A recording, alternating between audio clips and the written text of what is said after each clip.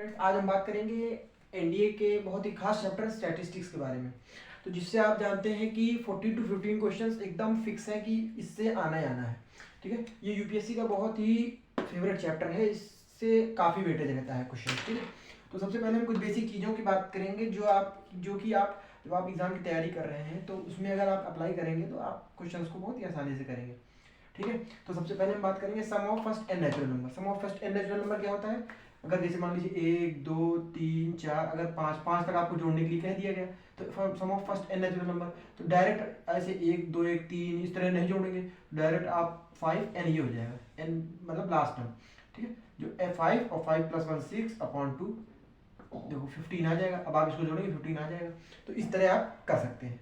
ठीक है, अब next is your sum of squares of first n natural number. अगर स्क्वायर करना हो, जैसे 1 स्क्वायर 2 स्क्वायर 3 स्क्वायर सबको ऐड करना हुआ, एन मान लीजिए 8 स्क्वायर तक ऐड करना हुआ, तो डायरेक्ट जो फॉर्मूला होगा वो n+1 2n+1/6 स्क्वायर्स ऑफ। ठीक है, अब लास्ट जो तीसरी चीज बची है वो sum of cubes of first n natural number.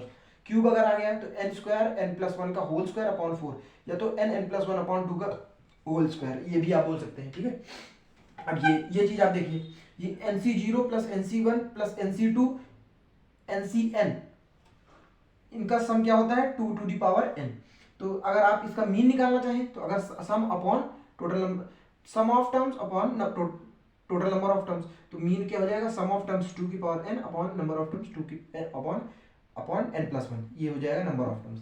ठीक है, अब तीसरी चीज जो बात करेंगे मोड। मोड क्या होता है? मोड होता है 3 मीडियन - 2 मीन, ये होता है मोड, होता है 3 मीडियन - 2 मीन। तो अगर ये डायरेक्ट फॉर्मूला आप लगाएंगे तो मीन मीडियन के काफी क्वेश्चंस होते हैं, वो डायरेक्ट आप कर सकते हैं। ठीक है, अब एक टॉपिक आता है वेरिएंस। वेरिएंस ये बहुत इंपॉर्टेंट टॉपिक है। अगर वेरिएंस आपको फर्स्ट एन नेचुरल नंबर्स का, जैसे मान लीजिए 12 नेचुरल नंबर का, नहीं मान लीजिए 5 नेचुरल नंबर है, उनका आपको वेरिएंस निकालना है, तो डायरेक्ट आप फॉर्मूला लगा दीजिए 5 का स्क्वायर -1/12, तो 25 - 1/12 दैट इज 24/12 दैट इज 2। ठीक है, आप डायरेक्ट निकाल सकते हैं। अगर वही स्टैंडर्ड डेविएशन, और स्टैंडर्ड डेविएशन आप जानते हैं क्या होता है? Standard deviation equal to under root variance. तो वेरिएंस निकालने के लिए तो अंडर रूट अपॉन इसको कर देंगे, और जितना निकालना हो स्टैंडर्ड डेविएशन आप निकाल देंगे। ठीक है, अब एक और चीज बताना चाहूंगा, standard deviation always greater than median deviation. ठीक है, और 5 median deviation is equal to 4 standard deviation. ये सब डायरेक्ट क्वेश्चन आता है यूपीएससी में, उसमें एनडीए में डायरेक्ट यूपीएससी डायरेक्ट एनडीए में पूछता है। ये सब रिजल्ट हैं। ठीक है, अब डाटा रिप्रेजेंटेशन की बात करेंगे तो एक हिस्टोग्राम होता है, एक होता है ओजिव। तो दो ही मैंने बेसिक जो ज़्यादा इंपॉर्टेंट है उनकी हमने बात की है। तो सबसे पहला जो है हिस्टोग्राम। हिस्टोग्राम एरिया जैसे निकालने के लिए कह दिएगा, इधर फ्रीक्वेंसी होता है, इधर सीआई होता है। ठीक है, तो एरिया क्या होगा? Frequency into class size. Class size क्या होता है? ये हो गया क्लास साइज, तो इसका आप एरिया निकाल सकते हैं। ठीक है, ये सब बेसिक चीज़ें पूछी जाती हैं एनडीए में डायरेक्ट। ठीक है, ओजी होता है एक अप साइड वाला ओजी होता है, एक लोअर साइड वाला ओजी, जो डाउन ओजिव और अप ओजिव। ठीक है, तो इनका जो इंटरसेक्शन पॉइंट होता है वहाँ वो होता है मीडियन। जो इंटरसेक्शन पॉइंट होता है वो क्या होता है? मीडियन।